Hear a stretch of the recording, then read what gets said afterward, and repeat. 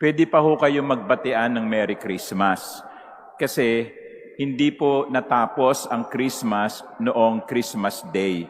Tayo po ay nasa Christmas season. Kaya ho, pwede pa kayong magregalo sa akin. No? Pwede pa. Kasi etong mali Akala natin, pagkatapos ng December 25, tapos na ang Christmas. Hindi po. Nagsisimula pa lang. At ito'y matatapos sa kapistahan ng pagbibinyag ng Panginoon, which this year or next year will be January 12. Kaya mahaba-haba ang ating Christmas season. So, let us greet each other once in a while with Merry Christmas. My dear sisters and brothers, towards the end of our gospel, it said there, He, Jesus, went down with them and came to Nazareth and was obedient to them. They went home. They went to Nazareth. And that would be the last time that Jesus will be seen in public. At the age of 12, he would no longer be seen until the age of 30. This is what the scholars call the hidden life of Jesus. From year 12 to year 30, not much or nothing is written about what happened in Christ, in Jesus. But of course, in the gospel, the gospel says, Jesus, during those years, about 18 years, advanced in wisdom and age and favor before God and man. Yung mga panahong yon, siya ay lumago sa karunungan, sa edad, at sa naging kalugod-lugod sa Diyos. Jesus were in those growing years. So in a way, Nazareth was a kind of formative years. In a way, during those years, Jesus was formed by his parents, Mary and Joseph. You know, my dear brothers and sisters, especially parents who are here, I hope you will also make your home a little Nazareth. A little Nazareth. Sana ang mga pamilya ninyo ay pamilya o tahanan kung saan ang bawat isang kasapi ay lumalago, growing, being formed. But being formed in what? Growing in what? Saan lumalago o saan dapat lumago? Well, there are several ways by which we can grow. And this is the responsibility of parents.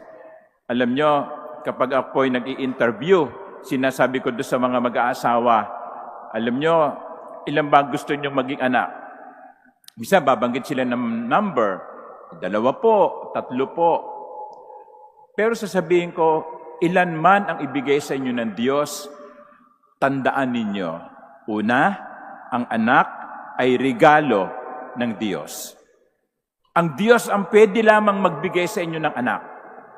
Kahit na anong gawin ninyo, kung hindi kayo bibigyan ng Diyos, wala kayong magagawa. Magsayaw man kayo sa bando, no? Wala kayong magagawa kung hindi kayo bibiyayaan ng Diyos, ng anak. Regalo mula sa Diyos. Pero pangalawa, ang anak ay isang responsibilidad. Double R. Regalo, responsibilidad. Kasi yung ibang mga magulang, hingi lang na hingi ng regalo.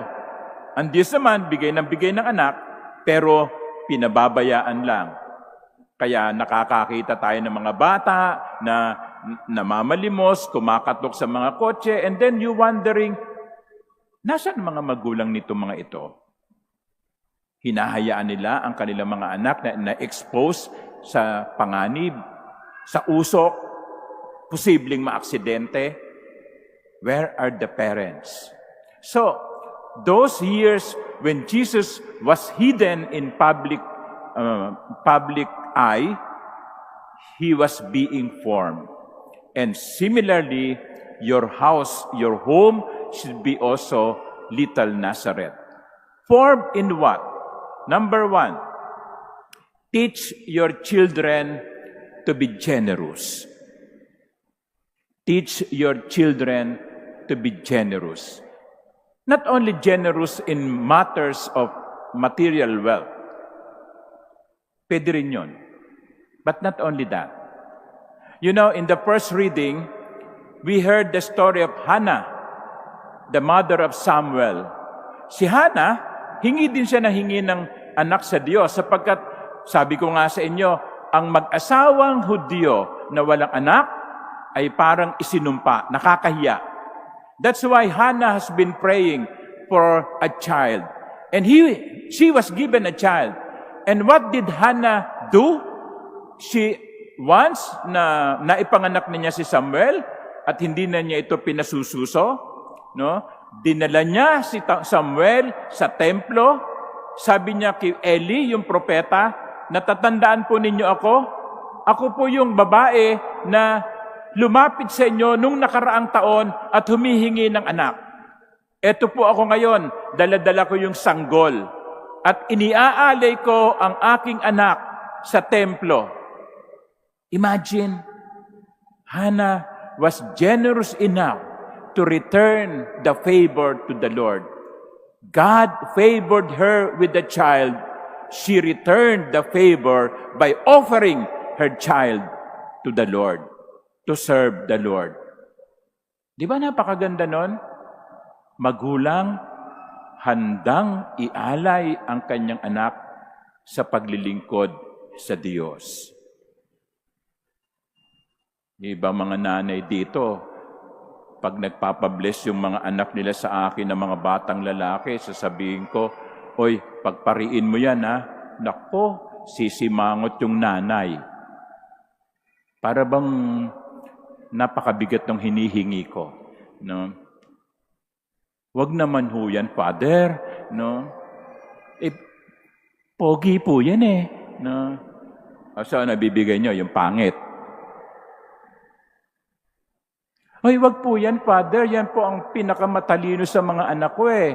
So, anong iaalay nyo? Yung pinakabobo. Generosity.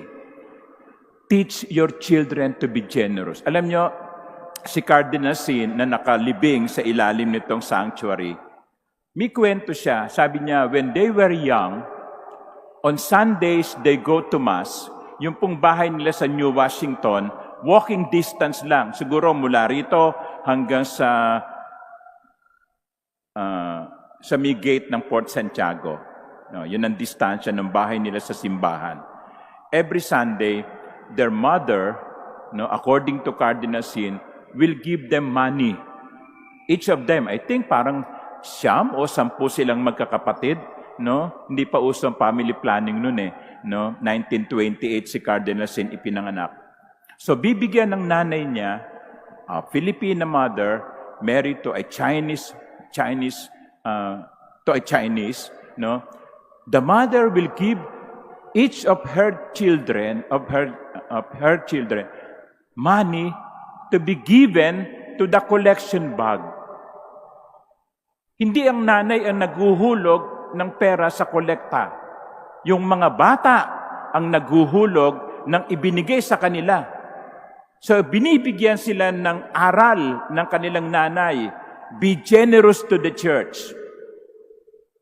Oh, alam nyo na, nanay. Ha? Okay. Yung mga bata, huwag kayong mag-abot. Turuan ninyo ang mga anak ninyo maging generous. Oh, ito ang huhulog mo para sa simbahan. And Cardinal Sin grew up to be generous. Teach your children to be generous. And if they want to serve the church, encourage them. Tell them, anak, mabuti yan. Galing ka sa Diyos, ibabalik kita sa Diyos. Iaalay kita sa Diyos. That's one. Second, you know, there is no perfect family. And even in the gospel, we heard there was a miscommunication. between the parents and Jesus, Mary and Joseph and Jesus. The other one thought that she has the boy. The other one thought he has the boy. There was miscommunication. And then nakita sila sa isang lugar. Asan si Jesus? Akala ko ba'y nasa iyo? It can happen in a family. There will be miscommunication. There will be misunderstanding. But teach your children to say, I am sorry. Teach your children to give forgiveness. To be generous in forgiving. Turuan ninyo ang mga anak ninyong umamin ng kanilang pagkakasala. Tanggapin ang kanilang responsibilidad. Huwag kayong umako ng kanilang pagkakamali. Hayaan nyo silang tanggapin na mali ang kanilang ginawa at hayaan ninyo silang mag-sorry at sabihin nyo sa kanila, okay, don't do it next time. Teach them to say, I made mistake. I am sorry. And of course, kayo ang unang example nun.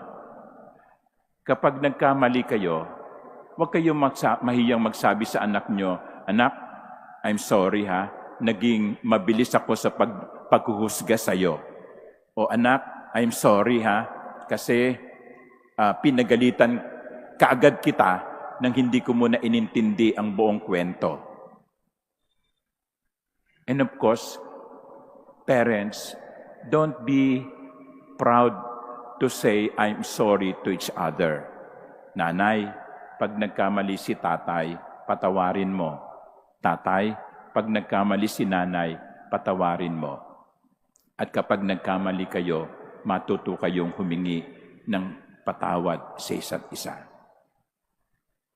Teach them to be generous. Teach them to say sorry. And third, and most importantly, teach them to have faith in God. Alam nyo, huwag kayong mahiya na dalhin o matakot na dalhin ang mga anak ninyo sa simbahan. Sa akin, okay lang na merong nagtumatakbo diyang bata kapag nagmimisa. Okay lang yun. Kasi, ibig sabihin, may bata pa sa simbahan. Kung tahimik tayong lagi, maayos ang ating puro tayo mga matatanda dito, no? Where is our future? Dalhin nyo ang inyong mga anak sa simbahan. Dalhin nyo sa pari para mabasbasan. Pakiusap lang. Huwag nyong gawing panakot ang pari. Okay? Kasi minsan, pag maingay yung bata, tumahimik ka. Si Father, kukunin ka ni Father. Ayan. Kaya si bata, ayaw lumapit kay Father. No? Kasi pinanakot ang pari. No? Hindi. Turuan nyo silang magkaroon ng pananampalataya sa Diyos. Pagmamahal sa Diyos. Turuan nyo silang magdasal. Kasi paglaki nila, haharapin nila ang malalaking pagsubok. Haharapin nila ang mga malalaking problema. At ang tanging kalasag nila at panglaban ay ang kanilang pagmamahal at pananalig sa Diyos. Turuan nyo silang magdasal. At ipakita nyo sa kanila ang kahalagahan ng pagdarasal sa pamamagitan din ng pagdarasal ninyo. Alam niyo yung mga bata, natututo sa nakikita. Natututo sa nadidinig. Kung anong nakikita sa inyo, kung anong nadidinig sa inyo, yun ang kanilang matututunan.